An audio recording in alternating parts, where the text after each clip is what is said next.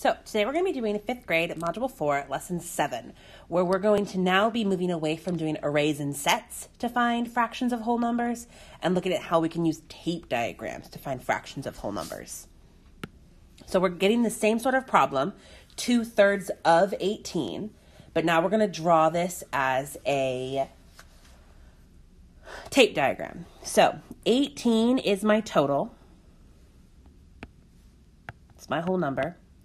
And I'm finding 2/3 of it. So because the third is my denominator, I'm going to break my 18 into thirds. And I want to know what 2 of these pieces is equal to. So my end goal is to find what this is. What are 2 equal to? Well, to find what 2 are equal to, I need to find what 1 is, because I don't know what 1 is yet. So I actually have a first question I need to find. So I'm going to think back to how I can use division to solve for this tape diagram. So I know that there are 3 units that together equal 18. So if that's true, that means 1 unit is going to equal 18 divided by 3, or 18/3. So if I do 18 divided by 3, I can figure out what 1 unit is equal to. Well, 18 divided by 3 is a common fact for me. I don't even need to do long division. I know that it's going to be 6.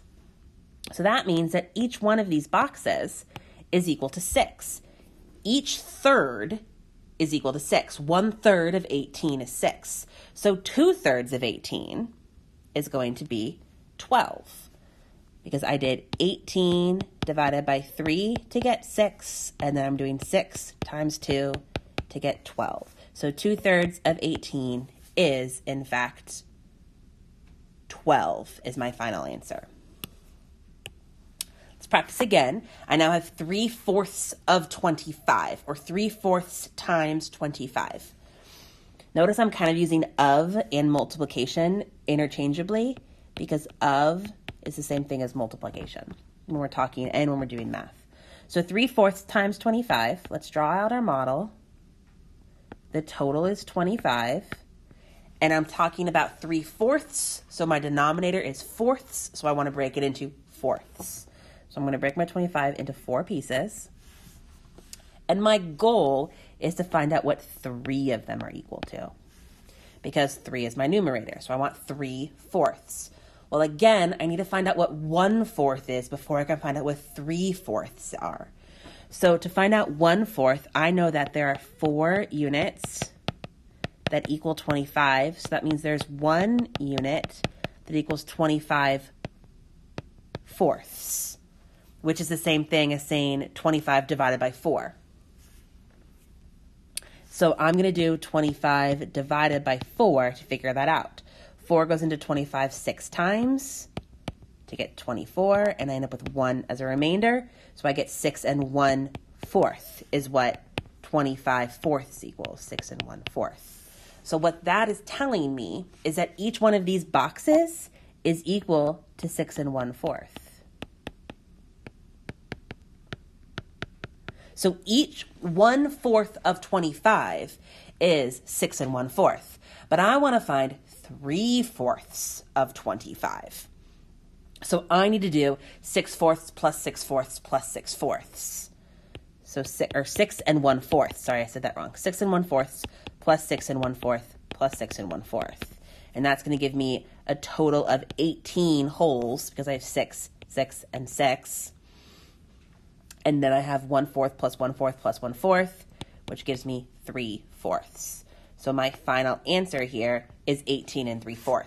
So 3/4 of 25 is 18 3/4. I divided my 25 by 4, and then I times it by 3, because I'm dealing with 3/4. Now K is kind of backwards, but we're going to draw our model and practice and figure this out. So it says 3/4 of a number is 27. So they don't tell me the number, they say a number, which means that it's a mystery number we're trying to figure out. What is the number?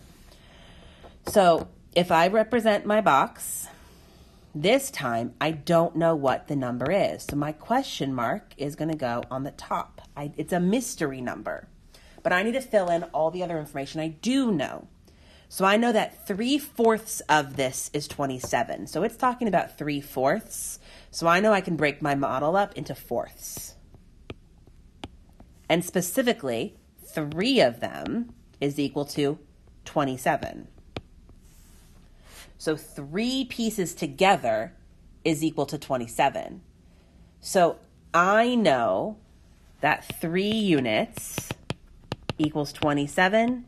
So 1 unit equals 27 divided by 3, which equals 9. So that means each one of these units right here is equal to 9, because 9 plus 9 plus 9 is 27. Well, these are all equal fraction pieces. So if these are 9, that means this fourth right here is also worth 9. So now I have 4 pieces that together equal 9, so 4 times 9 is going to give me 36. So my mystery number is 36.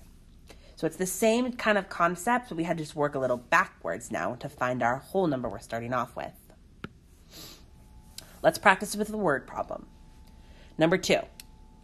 A skating rink sold 66 tickets. Of these, 2/3 were children's tickets and the rest were adult tickets. What's the total number of adult tickets that were sold? Okay, so we know that there are a total of 66 tickets. So in my model, my total is 66. Of the tickets, 2/3 were children tickets. So let's represent that on my model. I'm going to break it up into thirds. And I can say that 2 of these thirds here are children, and the rest were adults. So that means I can say this last piece is an adult. And they want to know what's the total number of adult tickets. So they care about this A. They don't care about these 2/3. They care about this 1/3. So this model, I'm basically doing 1/3 of 66. So I can use what I know about division to figure this out. I have 3 units that are all the same that together equal 66. So that means 1 unit is going to be 66 divided by 3, or 66 thirds, because I can go into that into a fraction. 66 divided by 3 is going to give me, looks like going to be a nice even number for us. It's going to give us 22. So I'm saying that this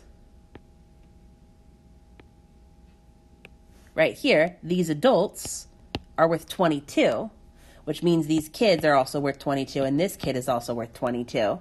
So their question of how many adult tickets were sold is that there's a total of 22 adults that were sold. And if they asked me, they could say, well, how many kids are sold? How many kid tickets? Well, if the adults were 22, so a third is going to be 22. That means each of these kid boxes is also 22. So that means the kids are 44. They didn't ask me that, but I'm just showing you how you can use your model to help you answer multiple questions. Okay. The New York Ranger hockey team won 3/4 of their games last season. This is problem D. They won 3/4 of their games.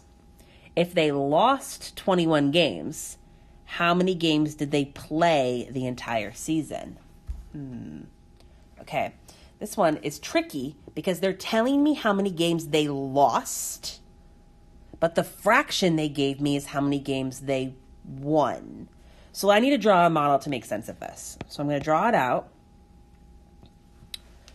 I don't know my total amount of games. That's what I'm trying to solve for. How many games they played. That is my total. That is my question mark. But if they won 3/4 of their games, I'm going to break this into fourths. And I'm saying that they won this amount. These are all W for wins. This is 3/4. Which means that this little piece right here is my 1/4, and that's what they lost. Well, I know that they lost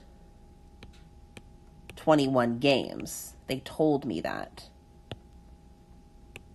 So they lost 21 games, and they want to know how many total games they won. Well, they told me then if they lost a fourth of their games, and they told me that a fourth is worth 21, that means each of these is worth 21 because they're all equal to the same amount, right? It's fractional pieces. They're all equal to 21. So if 1 unit equals 21, that means 4 units should equal 21 times 4. So 21 times 4 gives me 84. So that means my total here is 84 games. 21 plus 21 plus 21 plus 21 is going to give me 84 in total. So I can work backwards, understanding that they lost 21 games, to figure out the total that they played. So you guys can see here the importance and the value of drawing these tape diagrams to figure these out. That's why drawing tape diagrams for word problems is incredibly crucial and mandatory when we're solving problems. And they're helpful when we're just solving problems in general because they're able to use as a visual to help us break apart what we're being asked to do. So today we were able to look at whole numbers and look at fractions. We were able to multiply them by using our tape diagram knowledge.